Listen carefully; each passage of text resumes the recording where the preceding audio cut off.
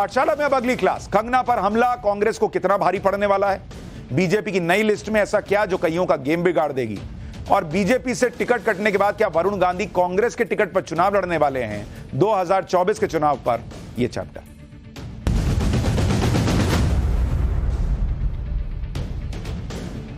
कांग्रेस वैसे तो मणिपुर, महिला पहलवान ब्रजभूषण शरण सिंह जैसे कई मुद्दों को लेकर सरकार को महीनों से घेरती रही, लेकिन उसके खुद के नेता जब महिला विरोधी बातें करते हैं तो कोई एक्शन नहीं होता, बल्कि ऐसी महिला विरोधी बातों पर बहाने बनाए जाते हैं। एक्टर कंगना रनौत के मामले में भी कांग्रेस की यही सोच सामने आई।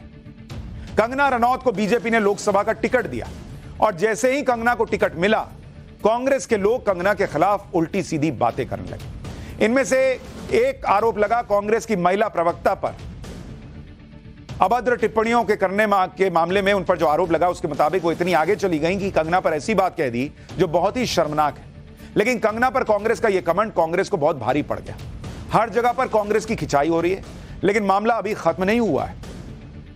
कंगना पर शर्मनाक कमेंट को लेकर बीजेपी आज चुनाव आयोग पहुंच गई। बीजेपी का एक डेलीगेशन आज चुनाव आयोग से मिला और कंगना पर अभद्र टिप्पणी के मामले में कांग्रेस की शिकायत कर दी। इससे पहले एनसीडब्ल्यू यानी राष्ट्रीय महिला आयोग ने भी चुनाव आयोग को चिट्ठी लिखी, जिसमें कंगना पर की गई टिप्पणी के लिए कांग्रेस नेता सुप्रिया श्रीनेत पर एक्शन लेने की मांग की गई। कंगना पर भद्दी टिप्पणी करने का मामला कांग्रेस को इसलिए भी भारी पड़ रहा है क्योंकि बीजेपी ने हिमाचल की जिस मंडी सीट से कंगना को टिकट दिया है, वो मंडी सीट 2021 के लोकसभा उपचुनाव में कांग्रेस ने बीजेपी से छीन ली थी। 2019 के चुनाव में बीजेपी ने मंडी सीट 4 लाख से ज्यादा वोट से जीती थी, जबकि 2021 में उपचुनाव हुआ तो बीजेपी करीब 8,500 वोट के अंतर से मंडी की सीट हार गई।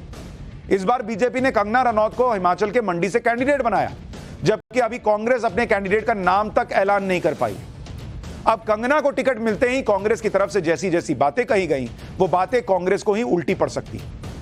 भाई मंडी के लोगों का भी तो सेंटिमेंट हर्ट होगा, क्योंकि कंगना भी नेताओं वाले तौर तरीकों में दिख रही हैं और अपने खिलाफ बातों का ऐसा जवाब दे रही हैं जो जनता को भावुक कर दे। सुनिए कंगना ने क्या कहा, इसके बाद आपको सुप्रिया श्रीनेत की वो पोस्ट दिखाएंगे जिसको लेकर बवाल मचा है, और अब जब बवाल मच गया तो इस पर क्या सफाई दी जा रही है वो भी बताऊंगा।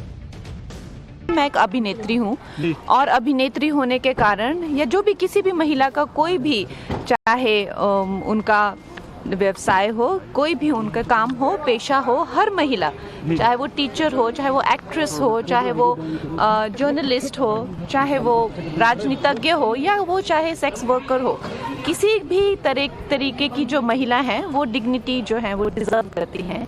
और किसी भी महिला को अपमानित करना, उसके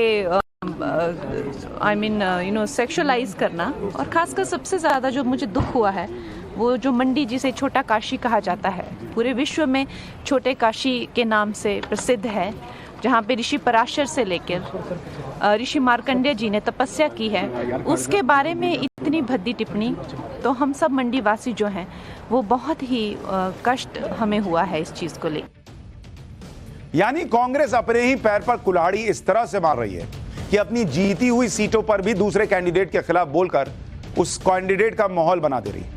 यह सब शुरू हुआ कांग्रेस की एक महिला प्रवक्ता सुप्रिया श्रीनेत के सोशल मीडिया के विवादित पोस्ट से। इस पोस्ट में एक तरफ कंगना रनौत की तस्वीर नजर आ रही है, दूसरी तरफ सब्जियां रखी दिखाई दे रही हैं और इन दोनों तस्वीरों के साथ लिखा है, क्या भाव चल रहा है मंडी में कोई बताएगा। इस पोस्ट को सुप्रिया श्रीनेत ने डिलीट कर दिया और सफाई में क्या कहा वो सुनिए, फिर आपको बताऊंगा कि सुप्रिया श्रीनेत की सफाई गले क्यों नहीं उतर रही।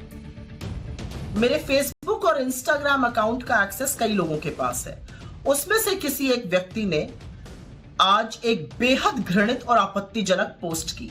मुझे जैसे ही पता चला मैंने सर्वप्रथम उस पोस्ट को डिलीट किया, क्योंकि जो कोई भी मुझे जानता है वो अच्छी तरह से जानता है कि मैं कभी भी किसी भी महिला के खिलाफ व्यक्तिगत भद्दी और भोंदी टिप्पणी कर ही नहीं सकती हूं। मैं इसकी घोर विरोधी हूं। फिर मैंने जानना चाहा कि आखिर ये कैसे हुआ। तब पता चला कि ट्विटर पर मेरा नाम का दुरुपयोग करके एक पैरोडी अकाउंट चलाया जा रहा है, सुप्रिया पैरोडी के नाम से।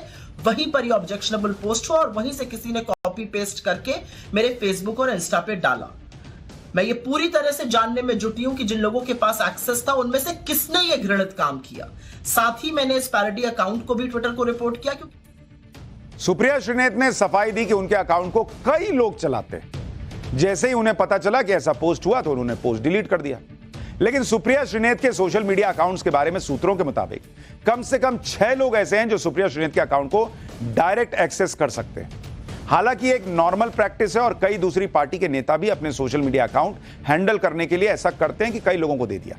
लेकिन अकाउंट एक्सेस होने के बावजूद किसी भी पोस्ट की 3 स्तरों पर जांच की जाती है और अकाउंट से अपलोड होने वाली हर पोस्ट की जिम्मेदारी उस नेता की ही होती है जिसके नाम का अकाउंट होता है।